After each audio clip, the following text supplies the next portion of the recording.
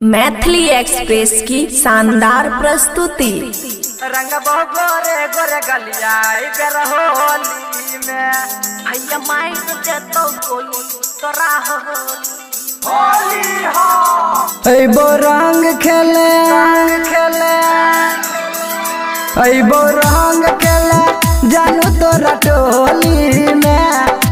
रंग खेले जानू तोरा टोली में रंग गोरे गोरे गलिया होली में रंग गोरे गोरे गलिया होली में रंग खेले नहीं अभी है हमरा टोली में रंग खेले नहीं अभी है हमरा टोली में भैया मार देतो गोली तोरा होली में भैया मार देतो गोली तोरा होली में बुझली छौरा। डीजे सुमित सतीश रईमा डीजे सुमित सतीश रईमा सुमित सतीश रईमा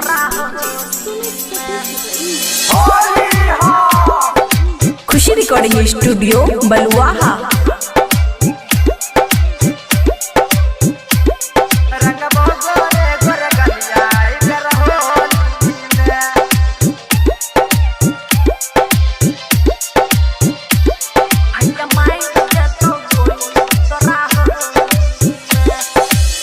बन छी अपने है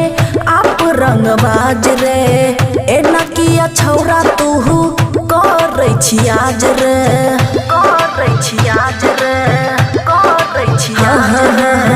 बन छी अपने है आप रंगबाज रे एना किया छौरा तू करे छी आज रे बाजन चपतिया तू है के सच गे तोरा भैया से करबो हमें मुलाकात गे अइबो रंग लेके लपुआ के टोली में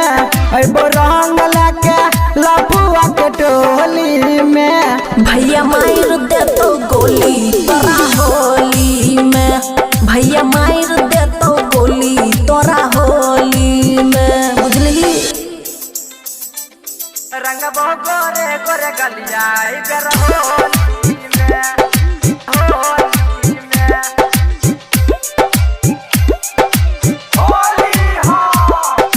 खुशी रिकॉर्डिंग स्टूडियो बलुआहा।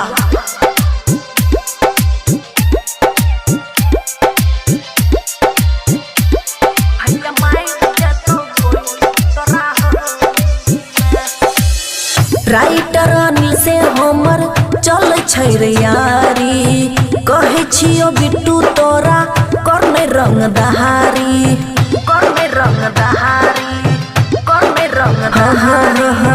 राइटर अनिल से हमर चल छै रे यारी कहे छियो बिट्टू तोरा करने रंगदारी रंग बगरनिया तोहर चढ़ल जवानी रोकत न कोई गे करबो मन मानी रंग देबो तोरा आई बेरा चोली में रंग देबो तोरा आई बेरा चोली में भैया मार देतो गोली तोरा होली में भैया मार देतो गोली तोरा होली में अइबो रंग खेले जानू तोरा टोली में अइबो रंग खेले